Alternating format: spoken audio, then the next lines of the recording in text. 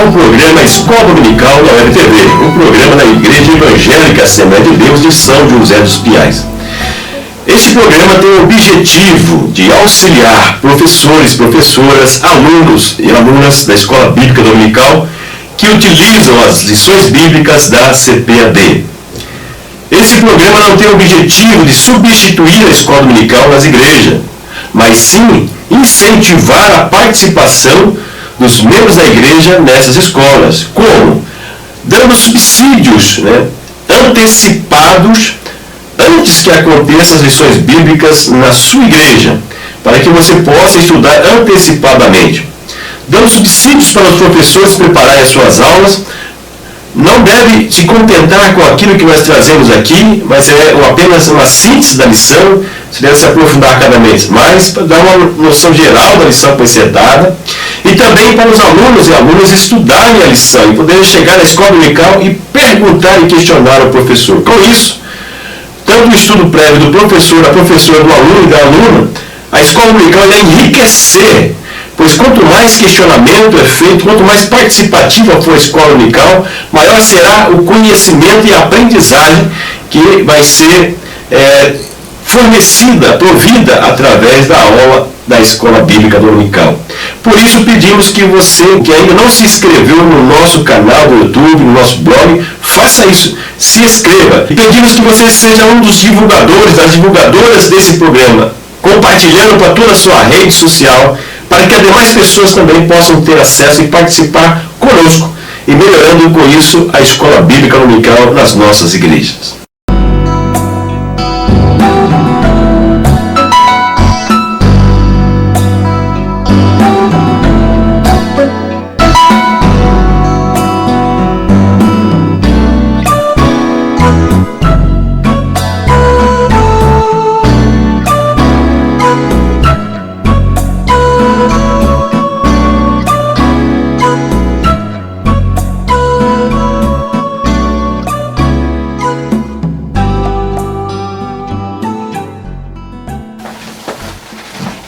Leitura bíblica em classe, 2 Timóteo, capítulo 2, verso 1 a 18.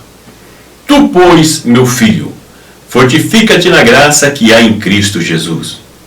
E o que de mim, entre muitas testemunhas ouviste, confia-o a homens fiéis, que sejam idôneos para também ensinarem os outros. Sofre, pois, comigo as aflições como bom soldado de Jesus Cristo. Ninguém que milita se embaraça com o negócio desta vida, a fim de agradar aquele que o alistou para a guerra. E, se alguém também milita, não é coroado se não militar legitimamente. O lavrador que trabalha deve ser o primeiro a gozar dos frutos. Considera o que digo, porque o Senhor te dará entendimento em tudo. Lembra-te de que Jesus Cristo, que é da descendência de Davi, ressuscitou dos mortos, segundo o meu evangelho. Pelo que sofro trabalhos e até prisões, como malfeitor, mas a palavra de Deus não está presa. Portanto, tudo sofro por amor dos escolhidos, para que também eles alcancem a salvação que está em Cristo Jesus com glória eterna. Palavra fiel é esta, que se morrermos com Ele, também com Ele viveremos. E se sofrermos, também com Ele reinaremos. Se o negarmos, também Ele nos negará. Se formos fiéis, Ele permanece fiel. Não pode negar a si mesmo. Traze estas coisas à memória, ordenando-lhes diante do Senhor que não tenham contendas de palavra, que para nada aproveitam e são para a perversão dos ouvintes. Procura apresentar-te a Deus aprovado, como obreiro que não tem de que se envergonhar, que maneja bem a palavra da verdade. Mas evita os falatórios profanos, porque produzirão maior impiedade, e a palavras desses roerá como gangrena, entre os quais são Himeneu e Fileto, os quais se desviaram da verdade, dizendo que a ressurreição já era feita, e perverteram a fé de alguns. Objetivos da lição: apresentar a pureza e a humildade do obreiro aprovado por Deus. Explicar as expressões vaso de honra e vaso de desonra. Propor uma postura ministerial equilibrada. E por fim, o objetivo que coloco da minha parte em todas as lições: aplicar o conteúdo aprendido à vida pessoal, que entendo ser importante, porque tudo que aprendemos devemos aplicar à nossa vida.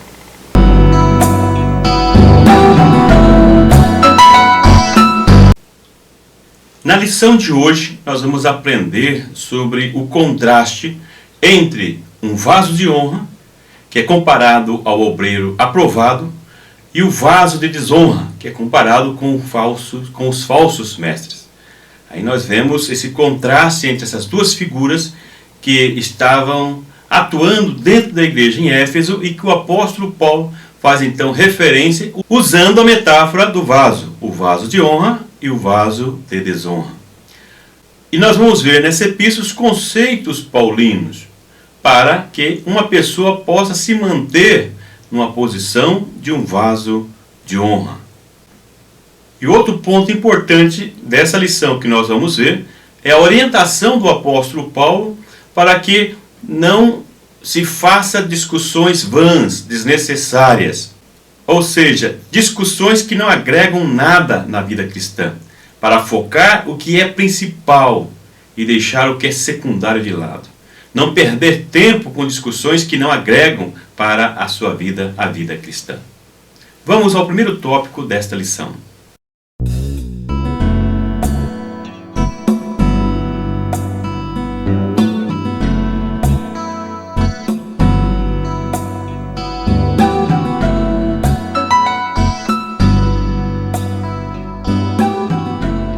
O que é ser um obreiro aprovado por Deus? Paulo fala nesse capítulo 2 nós estamos estudando, e nesse mesmo capítulo nós vimos algumas citações já na lição anterior, que ele enfatiza a questão das 3 metáforas que são utilizadas no capítulo 1, a partir do verso 4, que é a visão do soldado, que é aquele que deve ter disciplina na sua vida espiritual, disciplina na sua vida como um líder, como exemplo, em todo o sentido, em todas as áreas.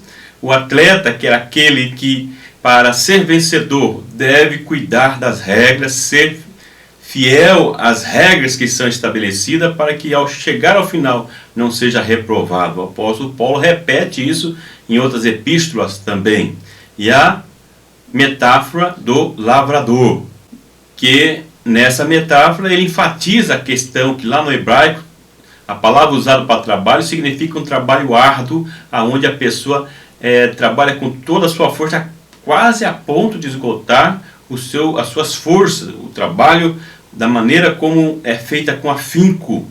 Mas nós vemos que esse é diferente das demais metáforas do soldado e do atleta, que o agricultor vive isolado, né? Um trabalho isolado, é sozinho, e tem que ser paciente e esperar a colheita. E o apóstolo diz que ele, sim, o lavrador paciente, ele é digno da colheita. Então nós vemos já nessas figuras, uma figura como deve ser um obreiro aprovado. Mas ele traz ainda alguns pontos que vêm enaltecer, ou que vêm aprofundar nessa questão da aprovação do obreiro. Nós vemos que o comentarista enfatiza, e é importante, que o obreiro aprovado, ele não manipula as pessoas. Ele é fiel à palavra de Deus. Ao pregar uma mensagem, um obreiro que é aprovado, não é aquele obreiro que procura usar a palavra a seu benefício, ou usar a palavra para movimentar a igreja, ou movimentar as pessoas, para que haja uma manifestação externa. Mas o obreiro aprovado é aquele que é fiel à palavra de Deus. É aquele que se dedica, como nós já vemos em lições anteriores, para a interpretação correta da palavra de Deus, do texto bíblico, e passa aquilo como é.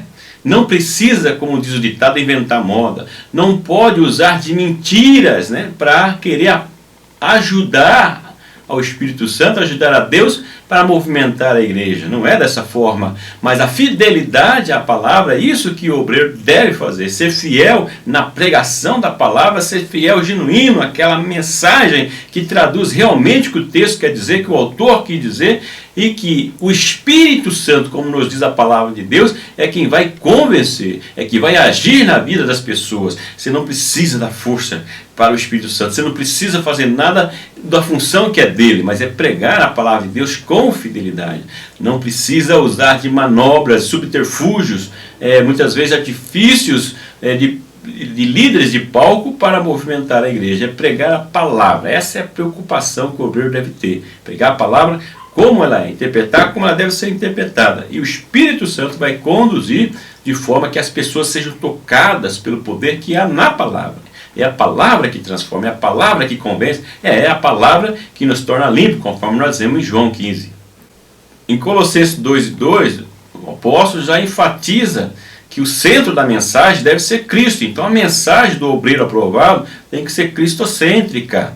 Porque toda a palavra, desde o Antigo Testamento, nós vemos por texto no Novo Testamento que apontam para Cristo. Ou seja, tudo que foi conduzido no Antigo Testamento, mesmo a lei, nos diz que ela é insuficiente para salvar, mas aponta para quem? Para Cristo. Ela serviu como aio, como pedagogo, para conduzi-los para o caminho que deve ser apontado.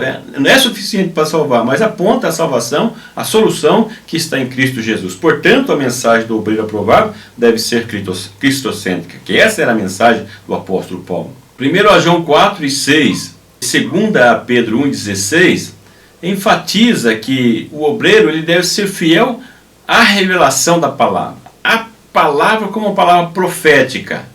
Então ele deve ser obediente, deve ser fiel à revelação da palavra e não usar de revelação própria.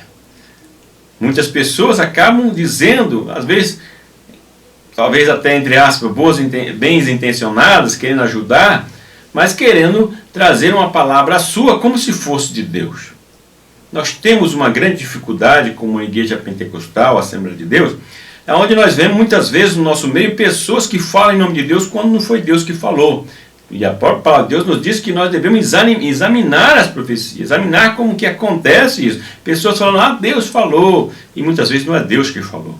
Há um tempo atrás alguém veio me chamar a atenção porque disse que eu estava ensinando, pregando contra os profetas. Eu falei, não, nunca ensinei contra os profetas. Não, o senhor falou contra os profetas, isso fisicamente, ensinando numa igreja. E ele disse, eu sou profeta, e o senhor tem me incomodado muito com esse ensinamento do senhor, que existem muitas pessoas que não falam em nome de Deus. Eu falei, não, eu sempre ensinei contra os falsos profetas, não contra os profetas. Não sei por que o senhor está incomodado com isso. Por que alguém iria questionar quando eu falo a respeito dos falsos profetas? Qual que é a preocupação dessa pessoa que se diz profeta? Então nós temos que tomar cuidado e nós devemos entregar aquilo que realmente nós recebemos de Deus e que está revelado na palavra. Não é aquelas pessoas querendo fazer um favorzinho para Deus e entregar revelações que não são de Deus. Então o obreiro aprovado é aquele que é fiel à palavra, fiel à revelação da palavra e entrega aquilo que realmente Deus mandou, que realmente foi orientado pelo Espírito Santo de Deus. Não que ele queira falar, achar que é Deus quem está falando, entregar mensagem e trazer muitas vezes conflito na vida espiritual das pessoas. O autor também fala sobre a questão de pregar com pureza, que é a questão, ele fala sobre a questão financeira. Aquele obreiro que prega, que ensina, tentando tirar vantagem sobre as ovelhas. Nós vemos isso muitas vezes nos programas, principalmente programa televisivo, radiofônico, pessoas que exploram isso com covardia, explorando a fé das pessoas. E pensa que Deus não vai tratar com essas pessoas? Tirando muitas vezes as pessoas que menos têm, que já são exploradas pela próprio sistema econômico que nós vivemos, pelo capitalismo, por tanto imposto que existe, paga isso, paga aquilo, a pessoa não tem quase dinheiro, mas essas pessoas, a maioria são as pessoas que são exploradas, a pessoa que usa a palavra sem pureza, ele usa de subterfúgios para tirar vantagem sobre a ovelha. Imagine como que Deus vê essas coisas. Mas o obreiro aprovado é aquele que não busca utilizar a palavra para seu benefício próprio, e principalmente benefício econômico, mas prega a palavra e nem faz das pessoas pressão sobre as pessoas para que contribuam, dizendo que foi Deus que mandou, que revelou, e faz uma pressão para as pessoas entregarem aquilo que muitas vezes não tem, e muitas vezes tem crise financeira, problemas familiares, às vezes por falta de ter condições de cuidar da família, dos filhos, porque alguém chegou lá e pregou em nome de Deus, usando a palavra para tirar o proveito dessa pessoa. Então nós temos que tomar muito cuidado para que isso não venha adentrar dentro da nossa igreja. Você que ministra a palavra não seja influenciado por esses pregadores que acabam tirando das pessoas quase o que elas não têm em nome de Deus. Outra questão que o comentarista coloca, e bem colocado, é a questão da recompensa. Então, quando você prega com pureza, a pessoa prega, ensina, exerce o seu ministério com pureza, o seu chamado, é quando ele busca o benefício da coletividade, o benefício comum das pessoas que vão ouvir essa mensagem. E o seu prazer é fazer a vontade de Deus. Quando ele entrega a mensagem sem buscar focar em si, os holofotes para si, a atenção para si, mas focando em Cristo, com a mensagem cristocêntrica, como já mencionei, ele busca fazer a vontade de Deus. E qual que é a vontade de Deus? Levar as pessoas ao conhecimento da salvação. Não de promover a si mesmo, mas promover o reino de Deus. O outro subitem é: não buscam a glória de homens. Nós temos tido uma grande dificuldade no nosso meio ministerial, e nós vemos pessoas que estão buscando a sua glória pessoal.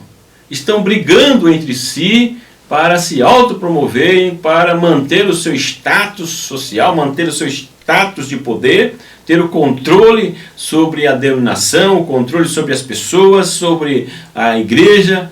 As pessoas estão focando nisso, preocupadas com isso. Tem pessoas que se incomodam muitas vezes se as coisas acontecem de forma que ele não seja promovido. É aí a questão das bajulações, pessoas que acabam se promovendo com bajulações, aproveitam com mentiras, aproveitam com meios, subterfúgios para se adentrar quem está no poder e conquistar o poder, buscando a glória dos homens. Jesus já disse: aquele que recebeu a glória aqui dos homens não vai receber de Deus, não vai receber do céu. Então, como obreiro aprovado, que é o tópico, nós temos que buscar servir a Deus, servir o reino de Deus, a comunidade cristã, e não buscar a glória para si mesmo, não usar também de meios para alcançar esse poder em suas mãos, para ter o domínio sobre as outras pessoas. É o problema que nós temos em toda a história da humanidade, a questão da busca do poder, a busca do status, do controle sobre as outras pessoas, achando que assim vai ser mais importante. E essas pessoas geralmente têm dificuldades. Se não for no início do ministério, ao final da sua vida, ele vai ver que isso não vai valer a pena, mas que vale a pena é aquilo que você faz para o benefício das outras pessoas, para o benefício do reino de Deus. Essas coisas ficam tanto para essa vida como para a vida eterna.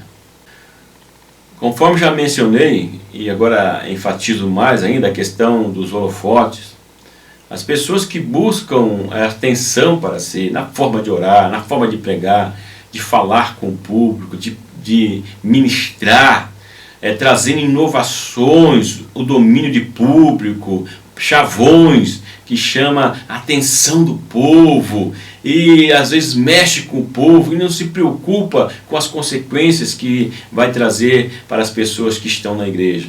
Acontece muito isso com pregadores itinerantes, não quer dizer que todos, mas tem pregadores que eles pregam, faz o movimento que for na igreja, depois vai embora, quem vai ter que tratar é o pastor local, são os obreiros locais. Então muitas vezes nós estamos dando guarida para essas pessoas que chegam, muitas vezes com aquela pampa de artista e mexe com o povo, movimento, e o povo muitas vezes quando é mal ensinado, né? Muitas igrejas que não dedicam ao ensino da palavra de Deus, só gostam dos movimentos mesmo, a pessoa fica despreparada e acaba à mercê desses aproveitadores que querem chamar a atenção para si e agir como se fossem os artistas de Cristo, artistas do Evangelho, para se propagar, para propagar a si mesmo, buscando a glória dos homens. Jesus agiu diferente, o exemplo de Jesus foi outro. Jesus não, por mais que multidões o seguiam, não buscou a glória para si. Nós vemos lá em João 6, quando fala do registro da multiplicação de pães, vendo que o povo queria fazê-lo rei, ele se afasta, ele sobe para o monte subindo, porque essa não era a sua intenção, mas a intenção era fazer a vontade de Deus, era cumprir o reino de Deus na sua vida. Nós temos que olhar para o exemplo de Jesus para nós sermos aprovados por Deus e não aprovados pela multidão, aprovados pelos públicos que querem movimento, mas que nós possamos ser aprovados por Deus e atender aquele público que realmente ele quer ouvir a palavra de Deus e quer ser transformado pelo poder desta palavra. Então, o obreiro aprovado, ele busca fazer a vontade de Deus e promover o reino de Deus, e não a si mesmo, buscar o benefício do reino de Deus e não o benefício próprio. Qual a motivação com que você ensina a palavra de Deus? O que tem motivado você? Você tem se alimentado de bajulações? Tem se beneficiado sendo um bajulador? Fica aí essas reflexões para você pensar um pouco e levar o seu público, você que é professor, professora, a pensar um pouco sobre essas questões, como tem conduzido a sua vida, principalmente aquele que exerce o ministério da palavra, o obreiro, o cooperador na obra de Deus.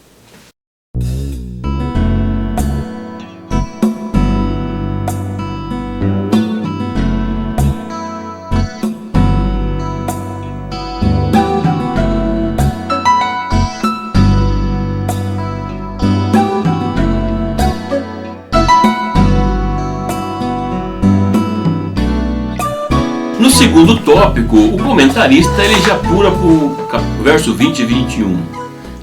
Esse texto não está na leitura bíblica, mas complementa trazendo para trazer a metáfora do vaso. Se nós olharmos do verso 19 a 21, nós vamos ver que tem duas citações do Antigo Testamento e depois apresenta essa metáfora. A primeira citação é Números 16 e 5. Na segunda citação, nós vemos uma junção de Números 16 e 26 e Isaías 26 e 13, aonde enfatiza essa questão da separação, onde demonstra quem é quem. Aí, nesse momento, vai demonstrar quem realmente é servo de Deus, quem é servo de Deus e quem não é. E fala que o servo de Deus é aquele que não comete injustiça. Então, se nós olharmos a história do Antigo Testamento, principalmente nos profetas, nós vemos o incômodo que é para Deus a prática da injustiça, e muito mais ainda quando acontece dentro da igreja. Infelizmente, isso acontece.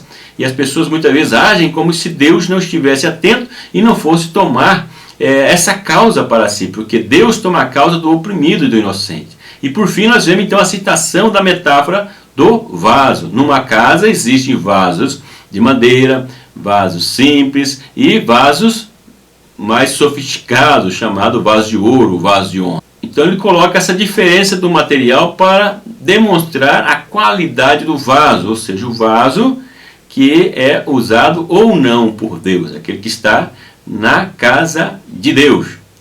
E por aí saem essas questões que nós vemos aí, o evangeliquez, né? Ou vaso, ou o vaso. Tem os crentes que gostam de chamar o irmão de vaso, e às vezes as pessoas que não são crentes nem entendem, né? Mas são essas influências, né, da palavra de Deus, alguns textos, e nesse caso aqui o texto que fala do vaso. Paulo, de forma didática, então utiliza a metáfora do vaso, como já mencionei, para separar dois tipos de pessoas, ou dois tipos de vasos, que existem dentro da igreja. O vaso de honra. Quem é esse vaso de honra? Os vasos de honra são as pessoas que mantêm o seu testemunho e não se afastam da fé em Cristo Jesus. Então esse é o vaso de honra, que honra a Deus, que honra a casa de Deus, a palavra de Deus, através do seu testemunho da sua vida. Não é na manifestação do próprio culto, como ele cultua a Deus na igreja, como ele se manifesta, como ele coopera no culto, mas é como ele mantém a sua vida. É a sua vida 24 horas. É uma vida integral, ou seja, na igreja, no trabalho, na escola, aonde ele estiver. Ele é uma pessoa que não se afasta da sua fé. Ele mantém a firmeza nos ensinamentos que ele recebe a respeito da palavra de Deus, e as pessoas que os veem, eles glorificam a Deus pelo seu comportamento, pela sua vida. Esse é o vaso de honra, é a pessoa que honra o nome que ele tem de cristão, de servo de Deus, de um membro de uma igreja que propaga a fé de Cristo. O vaso de honra é aquele vaso que é usado por Deus, como nós já vimos no tópico anterior, para o benefício do reino de Deus e que propaga a Cristo, que propaga o reino de Deus e não se promove a si mesmo, mas é alguém que com o seu comportamento, com a sua vida, ele vem honrar o nome de Deus. É somente na casa de Deus que é possível um vaso de desonra ou um vaso de barro se tornar em um vaso de ouro. No oleiro ele não consegue fazer isso, o material, o barro ou é o ouro. mas na casa de Deus é possível. Deus pode transformar um vaso de barro. Alguém que na sua vida não honra a Deus, que tudo que ele faz é para a sua própria promoção, atender os seus desejos, mas de repente, pelo poder da palavra, ele é transformado. Espiritualmente falando, ele te transforma num vaso de barro, num vaso de desonra, em um vaso de honra, um vaso de ouro na casa de Deus. Você é um vaso de ouro, glorifique a Deus por isso. E você que está me ouvindo, que não se enquadra nessa qualificação, é o momento de você refletir e mudar sua vida diante de Deus.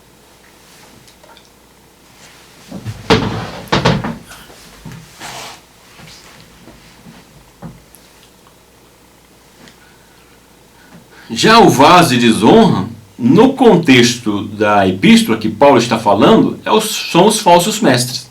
Ele coloca que os falsos mestres também são têm as qualificações do vaso de desonra, porque eles deturpavam a palavra de Deus, estavam questionando e trazendo discussões vãs que estavam tirando as pessoas, os membros da igreja, do foco que é o Evangelho, do foco que é Cristo.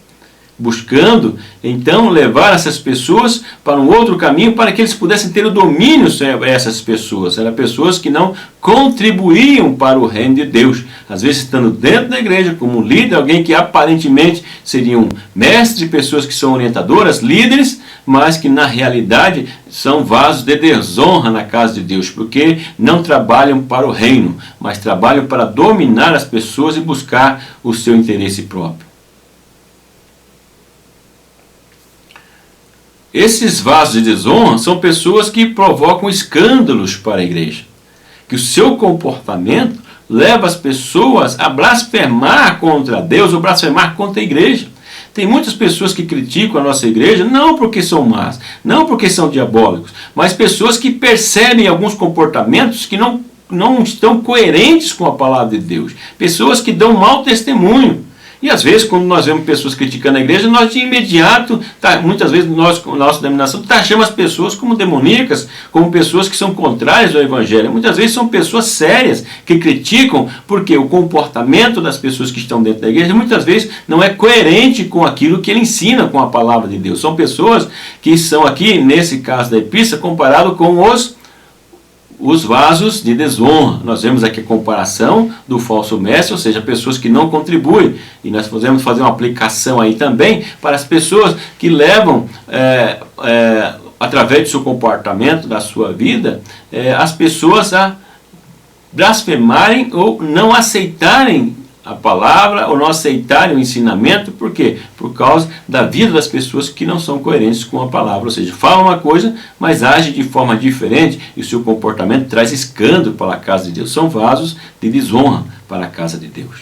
Em Mateus 13, 24 a 30, nós vemos aí a parábola do trigo e o joio, onde nós vemos Jesus dizer, deixa crescer aí o joio e o trigo, o joio junto com o trigo, que vai ter a separação. Então nós vemos aí que o próprio Jesus dizendo que dentro da própria igreja, por mais que pareça, o joio pareça muito com o trigo, mas vamos ter aí esse que também são os vasos de desonra para a igreja. Parecem, mas não é. Lembra daquela propaganda do Denorex? Parece remédio, mas não é. Então nós temos os crentes Denorex. Então são crentes que parecem salvos, mas não são. São vasos de desonra para a casa de Deus. Servem para trazer escândalo e não para contribuir para o reino de Deus. É uma palavra muito séria. E as pessoas às vezes não se percebem que estão dentro dessa característica dos vasos de desonra. É o momento de parar, refletir e chamar a reflexão. Os nossos alunos e alunas, e inclusive os nossos professores e professoras, porque nós que ensinamos também temos que ser o exemplo. Que tipo de vaso você é? Você já parou para pensar no impacto que suas atitudes têm para o reino de Deus? Seja um vaso de honra. Você já parou para pensar no impacto das suas atitudes para o reino de Deus? Momento de parar um pouco, pensar. Vamos ao terceiro tópico.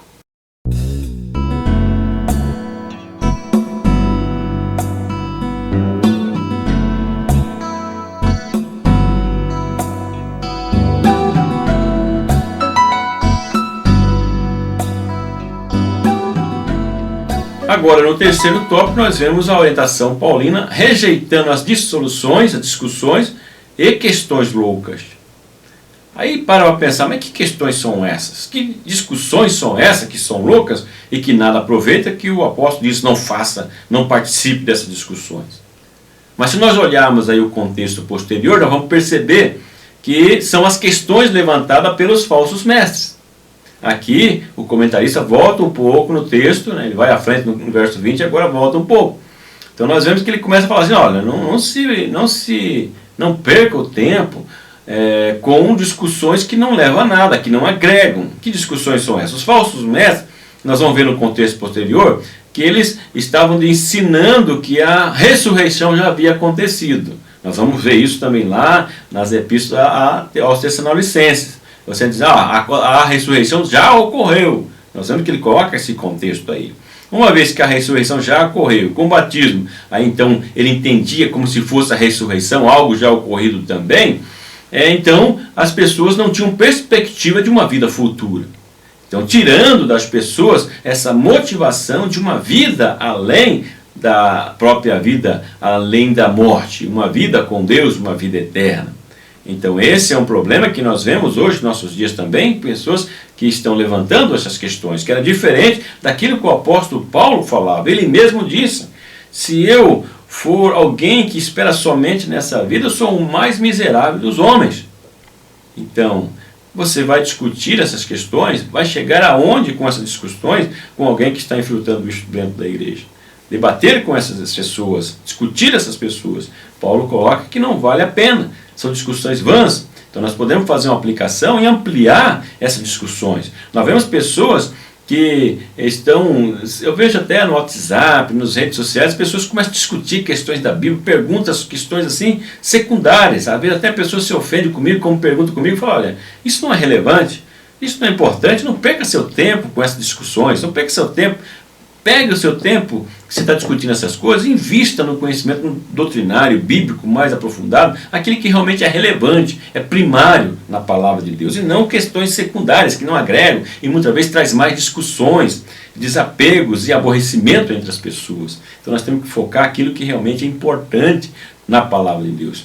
E quando Paulo fala, não se perca tempo com discussões, questões loucas com essas pessoas, o que quer dizer? Olha, invista na orientação das ovelhas, das pessoas que realmente estão comprometidas com o reino. Ensine as questões primárias, as questões que são essenciais da palavra de Deus para essas pessoas e dedique seu tempo para ensinar, orientar essas pessoas em vez de ficar discutindo com aqueles que vêm com essas questões loucas, como diz o apóstolo Paulo, né? Principalmente a questão da ressurreição, e nós ampliando aí por outras questões que também são loucas, que não vale a pena você perder o seu tempo, mas você tem que se envolver com questões que agregam valor para a sua vida espiritual.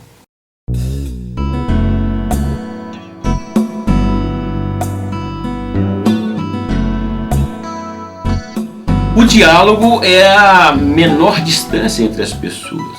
Então, quando as pessoas estão abertas ao diálogo, às vezes você pode investir o tempo no sentido de ganhar as pessoas, mas quando você percebe que não há essa comunicação, então você já fez a sua parte. Você tentou, você orientou, mas não há confusão, então invista, não há um consenso, invista naqueles que realmente estão em busca da verdade. E que estão buscando a verdade para o benefício próprio, né? Para o benefício da sua vida. O apóstolo Paulo, ele continua, dentro dessa questão de não entrar em contenda, no verso 24, dizendo que ao servo do Senhor, à serva do Senhor, não convém ficar contendendo, deve ser manso. Então tem aquelas pessoas que parece que fazem de tudo para entrar numa contenda, para entrar numa briga, numa discussão. Isso não é aconselhável para um servo, uma serva de Deus. Tem pessoas que parecem que têm isso na natureza. É o momento de nós procurarmos orientar essas pessoas para pensar um pouco mais, refletir, e às vezes as pessoas nem percebem que estão nesse ritmo, nesse mundo. E talvez essa lição vai servir para levar as pessoas para como fosse olhar para o espelho, como nós vemos que diz que a palavra de Deus é um espelho, levar as pessoas a refletir, olhar no espelho para ver quem realmente ela é. Há muitos anos atrás participei de um treinamento gerencial, onde uma pessoa passava de frente dos espelhos. Eram vários espelhos convexos, côncavos, né? Aqueles espelhos todos deformados, virado de assim. E a pessoa vê a cabeça todo grande, o corpo fininho, o corpo grande, a cabeça pequena, os pés assim, deformando o corpo. E essa pessoa passava por cada um desses espelhos que deformava cada um da sua maneira, e ela ria, e ela ficava sorria, entrava em gargalhada. E passou por vários espelhos dessa forma, deformava o corpo de todas as maneiras, e ela ficava ali engargalhada. Daí chegou no último espelho. Era um espelho comum, como eu e você, nós usamos antes de ir para o culto, ir para o trabalho, para ver como nós estamos, arrumando o cabelo, arrumando a roupa e assim por diante. Aí você vê como você é. E quando ele se depara com esse espelho, que mostrava ele como ele era, ele fica sério, fecha a cara, e ele pega e continua a sua caminhada, aborrecido. Muitas pessoas não querem ver como elas são. Elas não percebem, elas preferem viver de ilusões, de aparência. Mas que a palavra de Deus nessa lição possa levar pessoas a perceber nos seus comportamentos. São comportamentos que não agregam muitas vezes. Pessoas que estão constantemente falando mal, reclamando. Até falei hoje na lição da escola dominical de hoje, foi na lição 7, de pessoas que reclamam. Mas você vai perceber, são pessoas que não se envolvem, são pessoas que não trabalham. Eu falei, se tem alguém que reclama, é crítico, a crítica deve ser analisada, deve ser aceitada. Mas de pessoas que realmente estejam comprometidas, que estão fazendo alguma coisa. Tem pessoas que não fazem nada, não se envolvem com nada e só sabem criticar. Então essas pessoas, a sua crítica não tem como ser considerada ou ser construtiva. Mas alguém que está envolvido, então ele traz algumas questões, mas no sentido de melhorar. Mas não essas pessoas que vêm realmente para desfazer das pessoas, do trabalho que as pessoas fazem. Mas que nós possamos contribuir com críticas que venham agregar valor para o reino, para a melhoria do andamento do trabalho da obra de Deus. E não o contrário, para destruir a obra de Deus e destruir as pessoas que estão à frente e tirar delas, às vezes, o ânimo para continuar. Mas dar força, caminhar juntos, se envolver. Isso é importante. Então o apóstolo Paulo, ele orienta Timóteo para não perder tempo com aqueles falsos mestres que estavam só incomodando, que havia incomodado ele também, que estavam incomodando e não agregava nada na igreja. Mas aí nós temos que ter o bom senso de avaliar as motivações das pessoas, como coloquei agora há pouco, né?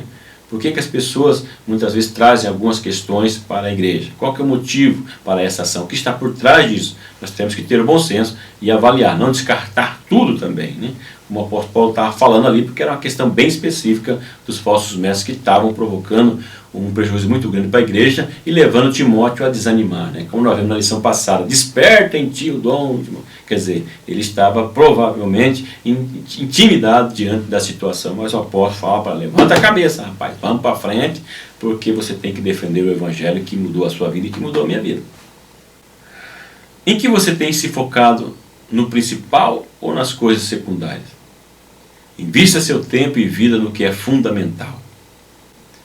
Então, o foco principal que eu vejo nesse tópico é que você não perca tempo com aquilo que não agrega valor na sua vida, mas foque e também invista nas pessoas que realmente estão preocupadas com o reino de Deus, envolvidas com o reino de Deus, porque o tempo que você dedica para discutir com pessoas que muitas vezes estão só trazendo transtorno para a igreja, ou trazendo ensinamentos que não convêm, e você está deixando de dedicar o seu tempo para aqueles que realmente querem aprender da palavra de Deus. Então usar o bom senso em tudo e focar o que é melhor para o reino de Deus.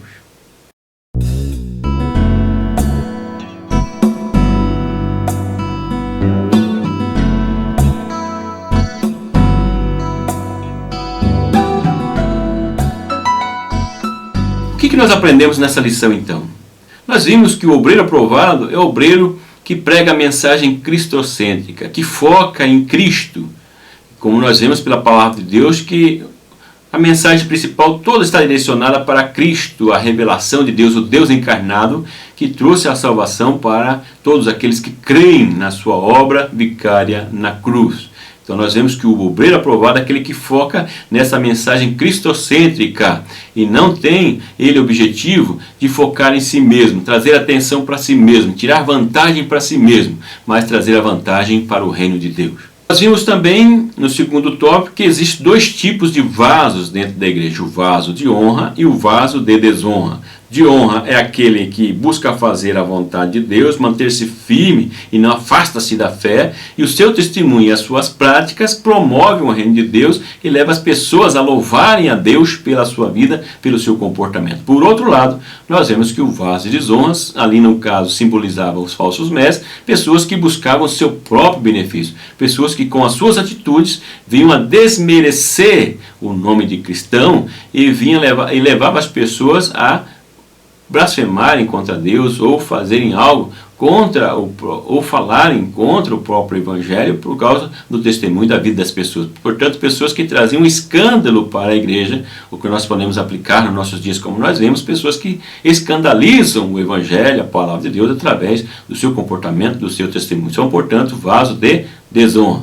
Mas Paulo nos exorta, nos incentiva a sermos vasos de honra, úteis para o reino de Deus.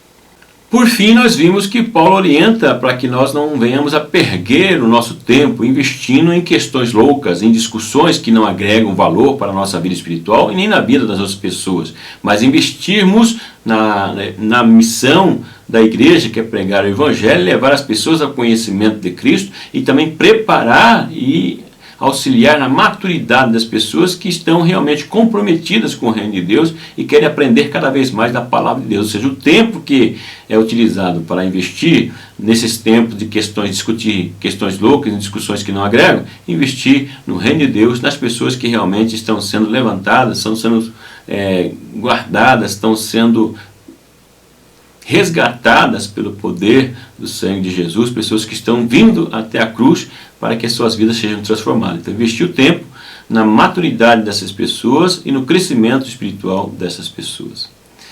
Agradeço mais uma vez pela sua atenção, peço que você se inscreva no nosso canal do YouTube, se você não se inscreveu, no nosso blog, Natalino das Neves, blogspot.com.br, na Rede Mão Amiga, no site da Igreja Evangélica Assembleia de Deus AD São José dos Pinhais, e participe conosco